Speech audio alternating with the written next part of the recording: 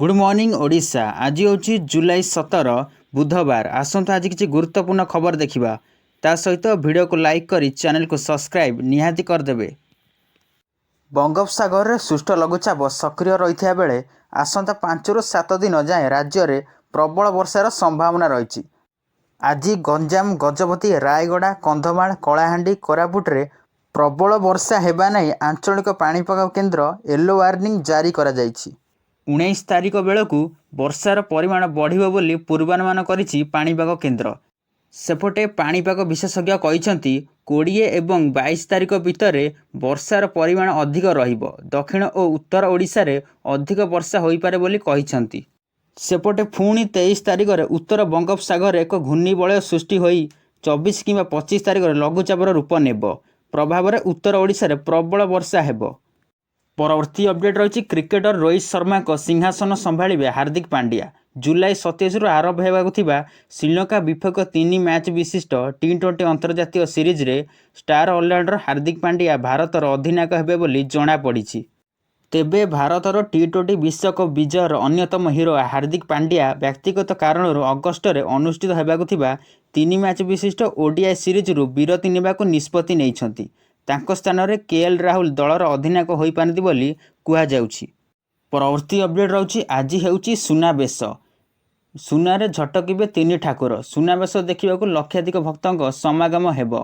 एहाकु दृष्टि रखी पुलिस प्रशासन पक्षरु व्यापक बंदोबस्त करा जायछि। जनगहଳି नियंत्रण पई पुलिस पक्षरु मार्केट छक ठारू बैरिकेड व्यवस्था करा जायछि।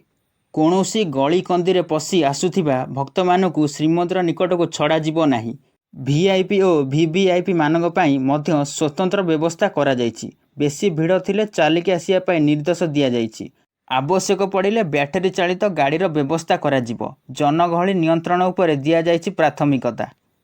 परवर्ती अपडेट रहुछि ताला चाबी संपर्क में श्रीमंदिर मुख्य प्रशासक अरविंद पाढ़ी सूचना दे कहिसंती बाहर रत्नभंडार 3टी ताला से दिन निर्धारित चाबी रे खोला जाइथिला।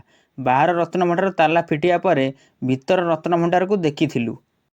तेबे आसंता काली गुरुवार पुणी खोलाजिबो रत्नभंडार। एने रत्नभंडार तदारख कमिटी अध्यक्ष जस्टिस विश्वनाथ रथ मंगलवार सूचना देइछंती। से कहिसंती शुभ समय सकाळ 9:51 रु 12:15 मध्य खोलाजिबो। एही समय प्राय सकाळ 8टा बेलकु मंदिर प्रवेश कटकणा कराजिबो। सेही समय रे साधारण भक्तों पई मंदिर प्रवेश कटकणा रहिबो। परवर्ती अपडेट रहुछि आउ लेट हेबो नाही 48 घंटा मध्य घरे पहुँचब गैस नहले कार्यानुष्ठान।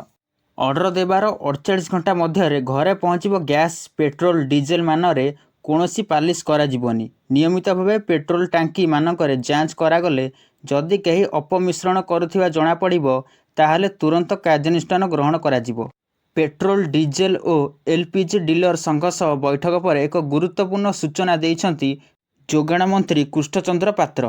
परवर्ती अपडेट रही मंडी मानकरे चना, बिरी एवं हरड़ डाली दर कमिछि किंतु रिटेल मार्केट रे उपभोक्ता को एपर्यंत यार लाभ मिली नाही, जहाकु नहीं सरकार चिंतित अछंती। एहाकु दृष्टि रखी डिपार्टमेंट ऑफ कंज्यूमर अफेयर्स डाली दरर समीक्षा करिया व्यतीत हरड़ डाली एवं चना डाली स्टॉक लिमिट अनुपालन करिया पई रिटेलर्स एसोसिएशन ऑफ इंडिया सह गुरुत्वपूर्ण बैठक करिसंती।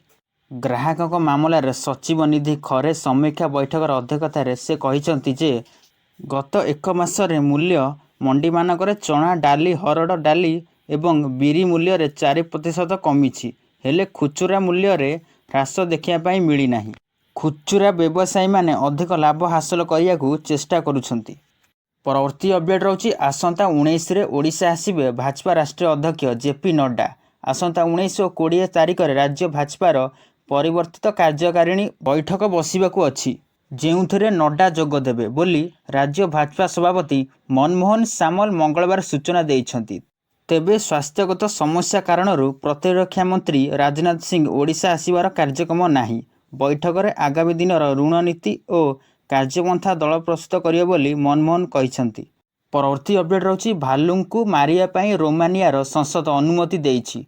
संसद द्वारा एक नूतन नियम पारित होइछि। एही नियम अनुसार चलित वर्ष शेष सुधा 481 भालू को हत्या कराजिवो। यह प्रथम थर नुह। रोमानिया एभली बारंबार करि आसुछि। ଗତ ବର୍ଷ ରୋମାନିଆରେ 220 ଭାଲୁଙ୍କୁ ହତ୍ୟା କରିବା ପାଇଁ ନିର୍ଦ୍ଦେଶ ଦେଇଥିଲେ। ଗତ ବର୍ଷ ତୁଳନାରେ ଚଳିତ ବର୍ଷ 2 ଗୁଣା ଭାଲୁଙ୍କୁ ହତ୍ୟା କରାଯିବ।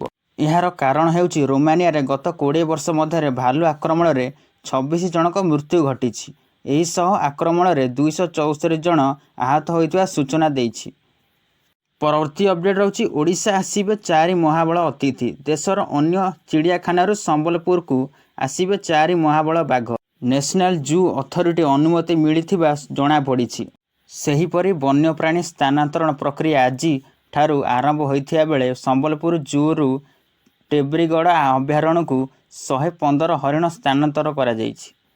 ସେଣ୍ଟ୍ରାଲ ଜୁ ଅଥରିଟି ଅନୁମତି ଓ ରାଜ୍ୟ ବନ୍ୟପ୍ରାଣୀ ତତ୍ତ୍ୱାଧାରଙ୍କ ସୂଚନା କ୍ରମେ ଟେବ୍ରିଗଡ଼ ଅଭୟାରଣ୍ୟକୁ ହରିଣ ସ୍ଥାନାନ୍ତର ହେବ। ଆଜି ପ୍ରଥମ ଦିନରେ ସକାଳ 3ଟାରେ 12 ଚିତ୍ର ହରିଣଙ୍କୁ ସମ୍ବଲପୁର ଜୁରୁ ଟେବ୍ରିଗଡ଼ ସ୍ଥାନାନ୍ତର କରାଯାଇଥିବା ବେଳେ କାର୍ଯ୍ୟକ୍ରମେ ସମୁଦାୟ 115 ଚିତ୍ରା ହରିଣ ଟେବ୍ରିଗଡ଼ ଅଭୟାରଣ୍ୟ ଯିବେ। 2 ଜଣ ଗଞ୍ଜେଇ ଚାଲାଣକାରୀଙ୍କୁ ଗିରଫ କରିଛି କମିଶନର ପୋଲିସ। ଫିଲ୍ଡ ଷ୍ଟାଇଲରେ ଘୋଡ଼ାଇ ଧରିଲା commissionerate police special crime unit. ଜାତୀୟ ରାଜପଥ 16ରେ ଗଞ୍ଜେଇ ଚାଲାଣକାରୀ ଓ ପୋଲିସ ଗୋଡ଼ାଗୋଡ଼ି ହୋଇଛି। ପିତାପାଲି ଛକରେ ପୋଲିସକୁ ଦେଖି ବେପାରୀମାନେ ପଳାଇବାକୁ ଚେଷ୍ଟା କରିଥିଲେ। ତେବେ ସେମାନଙ୍କ ଗାଡ଼ି ଜାଆଁଳା ଫ୍ଲାଏଓଭର ଦେଇ ଯାଇଥିବା ବେଳେ ଟିମ୍ ଧରିଥିଲା।